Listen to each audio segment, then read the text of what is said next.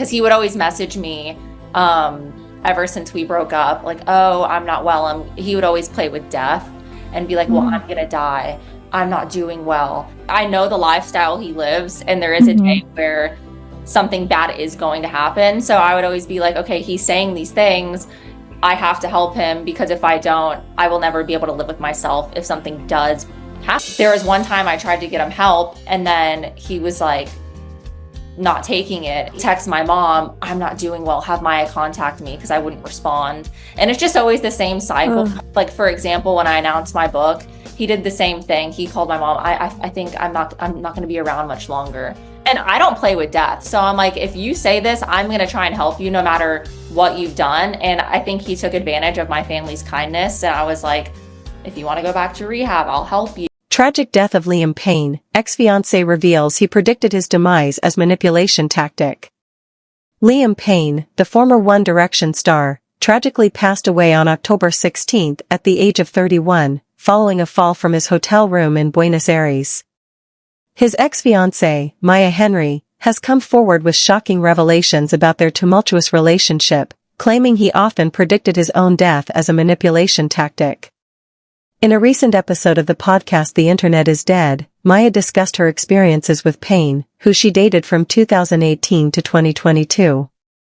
She described how he would frequently message her about his deteriorating mental health, stating, he would always play with death and be like, well, I'm going to die.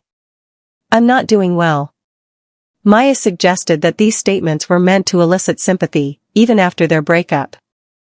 Just days before his death, Maya filed a cease-and-desist order against Payne, citing his persistent contact with her and her family.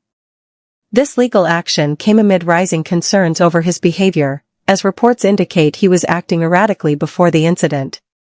Witnesses stated he smashed his laptop shortly before falling from the third floor of the Casa Sur Palermo hotel. Maya described how Payne's erratic actions had intensified in the days leading up to his death.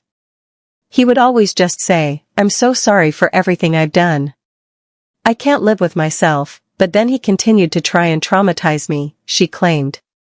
Despite her attempts to get him help, she felt he was manipulating her emotions. The influence of Payne's mental health struggles has drawn considerable attention following his untimely demise. Local authorities are currently investigating the circumstances surrounding his death, which remains uncertain whether it was a suicide or an accident. In the aftermath of the tragedy, Maya's representative expressed her shock, while online critics directed hateful comments toward her, igniting a wave of social media backlash.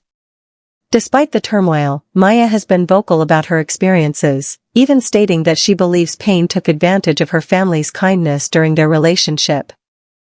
As fans mourn the loss of the beloved singer, questions about mental health and the complexities of celebrity relationships continue to dominate the conversation. Maya's claims have not only shed light on Payne's struggles, but also raised awareness about the challenges many face in navigating mental health issues within personal relationships.